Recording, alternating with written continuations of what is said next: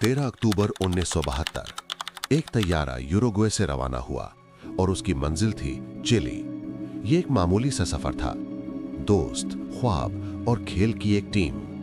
किसी ने सोचा भी नहीं था कि आसमान उन सब का इम्तिहान लेने वाला है। जहाज के अंदर कहकहे थे, तस्वीरें थीं, मंसूबे थे। सबको यकीन था ये सफर यादगार बनेगा। मगर अचानक मौसम बदल गया, बादल नीचे उतर आए और पहाड़ खामोशी से सामने आ खड़े हुए।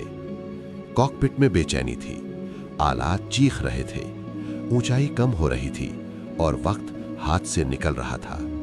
फिर एक जोरदार धमाका, जहाज पहाड़ से टकरा गया और सब कुछ बिखर गया।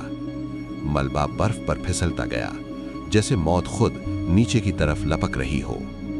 जब शोर खत्म हुआ, सिर्फ खामोशी बची।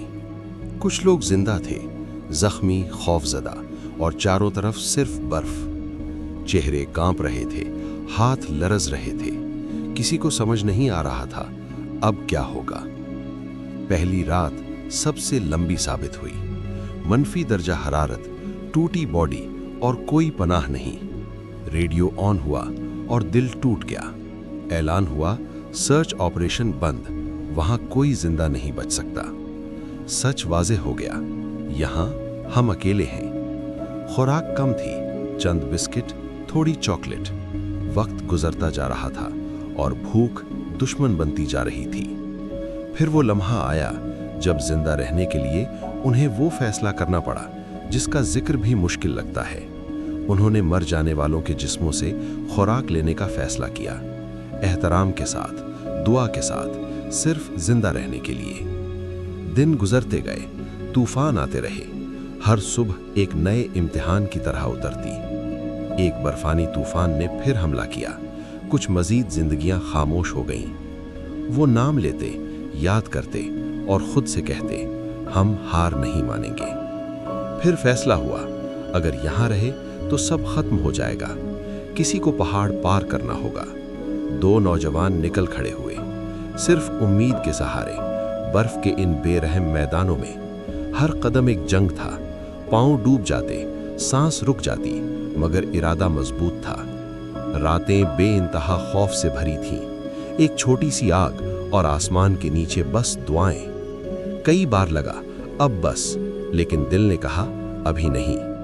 फिर एक दिन दूर कहीं धुआं उठता दिखाई दिया। उम्मीद वापस लौट आई। उन्होंने आवाज लगाई और एक चरवाहा उन तक पहुंच गया।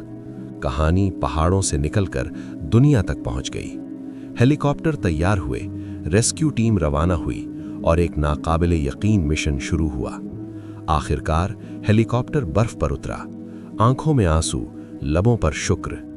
72 दिन बाद वो लोग जिंदगी की तरफ वापस लौट आए। दुनिया हैरान रह गई, अखबारात चीख उठे, ये कैसे मुमकिन हुआ?